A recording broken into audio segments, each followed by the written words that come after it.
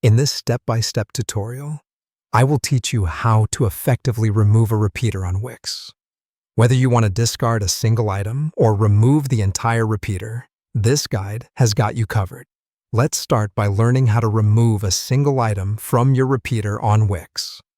Begin by clicking on the repeater you want to edit. This selects the repeater and lets Wix know which element you're planning to adjust. Once selected, your next task is to manage your repeater's items.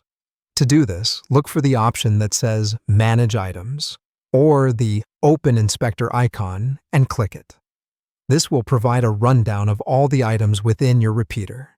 Once you're in the repeater's management section, find the specific item you wish to remove. Simply hover your cursor over that item. Doing so will reveal the More Actions icon, represented by 3 vertical dots. This icon typically appears at the end of the line of each item in your list. Go ahead and click on this More Actions icon. It will then display a series of possible actions you can take. Among these options, you will find and want to select Delete. Just a few clicks here and there, and voila! You've successfully removed a single item from your repeater on Wix. But what if you want to remove the entire repeater? Well, we've got steps for that too. Much like deleting a single item, begin by clicking the repeater to select it. It's vital to ensure a blue outline appears around your entire element. This visually confirms that you've selected the entire repeater, not just one item within it. Following this, you will need to use the Delete key on your keyboard.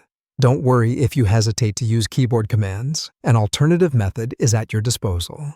You can also right-click on the selected repeater. This action will open up a menu with several options. Among these options, choose Delete. With this final step, you've successfully removed an entire repeater on Wix. I hope this tutorial has been helpful in teaching you how to remove items and repeaters on Wix. With a little bit of practice, these actions will become second nature in no time.